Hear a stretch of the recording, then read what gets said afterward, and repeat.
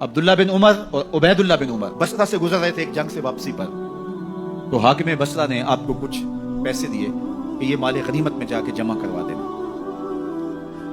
اور پھر خود ہی مشورہ دیا کہ عراق کے اندر فلاں فلاں چیز بہت سستی مل جاتی ہے اور حجاز میں ان چیزوں کی قیمت زیادہ ہے، تو اگر آپ ایسا کر لیں کہ یہ ان پیسوں سے خرید لیں اور جا کے مدینہ المنورہ میں فروخت کر دیں، تو جو زائد پیسے آپ کمائیں گے وہ آپ کے ہوئے، اور یہی اشرفیاں جو میں نے دی ہیں آپ کو، اتنی اشرفیاں بیت المال میں جمع کروا دینا، تم نے محنت کی ہوگی، تجارت کی ہوگی، تو جتنے بچیں گے وہ آپ کے ہوں گے۔ تو انہوں نے کہا بہت اچھا، وہاں سے مال خرید لیا، مدینہ المنورہ میں آ کے بیچ دیا، جتنی اشرفیاں انہوں نے وہاں سے دی تھی بیت المال کے لیے اتنی بیت المال میں جمع کروا دی۔ حضرت عمر رضی اللہ تعالیٰ عنہ کو پتہ چلا، بیٹوں کو بلایا، کہا کہ سنا ہے تم نے کوئی کمائی کی ہے؟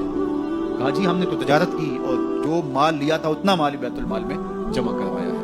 کہا تم بیت المال کے پیسوں پر کمائی کی ہے، وہ پیسے بھی تمہیں بیت المال میں جمع کروانے پڑیں گے۔ یہ عمر ہیں رضی اللہ تعالیٰ۔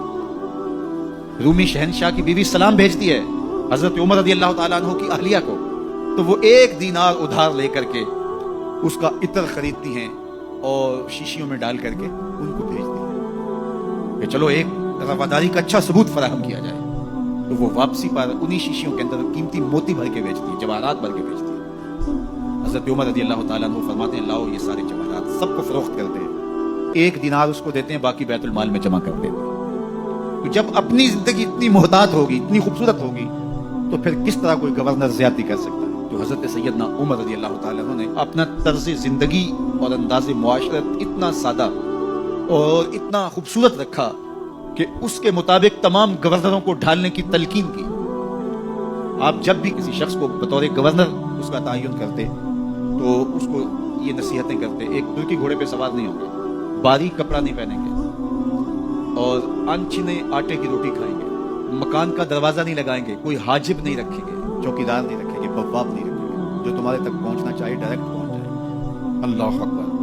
اور پھر جب کسی کو متعین کیا جاتا اس کی جائیدادیں لکھ دی جاتی کہ اس کے پاس کتنی جائیداد ہے، وہ حساب اپنے پاس رکھتے، اور جب وہ معزول ہوتا یا اس کا وقت ختم ہوتا تو آپ دیکھتے کہ اب اس کے پاس جائیداد کتنی ہے۔ اگر وہ جو پہلے آپ نے اپنے پاس ریکارڈ رکھا ہوتا اس سے جائیداد اس کی زیادہ ہوتی تو حضرت عمر بقیہ جائیداد بیت المال میں جمع کرتے۔ اللہ اکبر۔ اور یہ کیسے تھا؟ گورنر بول نہیں سکتا تھا، اس لیے کہ حضرت عمر کی اپنی بود و باش بھی اسی طرح کی تھی، اپنا طرز زندگی بھی اسی طرح کا تھا۔ مال غنیمت میں بہت ساری چادریں آتی ہیں جو سب کو تقسیم کر دی جاتی ہیں۔ خطبہ جمعہ دینے کے لیے آئے تو ایک شخص کھڑا ہو گیا، عمر خطبہ بعد میں سنیں گے، پہلے یہ بتائیں کہ یہ جو تم نے قمیض پہنی ہے یہ کہاں سے آئی؟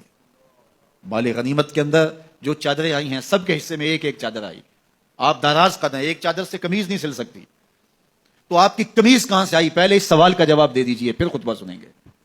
اللہ اکبر۔ آپ کے بیٹے کھڑے ہوتے ہیں، کہا ایک چادر سے میرے باپ کی قمیض نہیں بنتی تھی، میں نے اپنے حصے کی چادر بھی اپنے باپ کو پیش کی ہے۔ اس نے کہا اب سناؤ، اور ہم سنتے ہیں۔ یہ ہے حضرت عمر رضی اللہ تعالیٰ عنہ کی اپنی ذاتی زندگی۔ ایاز بن غنم کے بارے میں یہ پتا چلتا ہے کہ وہ موٹے کپڑے نہیں باریک کپڑے پہنتا ہے، اس نے گھر کے دروازے پر بواب بھی رکھا ہوا ہے، چوکیدار بھی رکھا ہوا ہے۔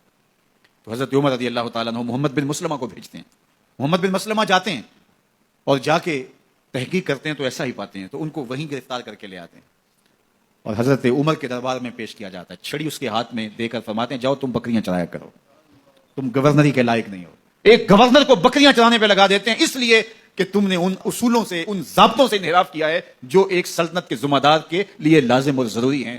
دور موجود کے حکمرانوں کو، چاہے وہ عرب کے حکمران ہوں چاہے وہ عجم کے حکمران ہوں، اگر وہ اسلام کا نام لیتے ہیں تو انہیں اپنے اعمال کا جائزہ لینا ہوگا کہ ہم کھڑے کہاں ہیں۔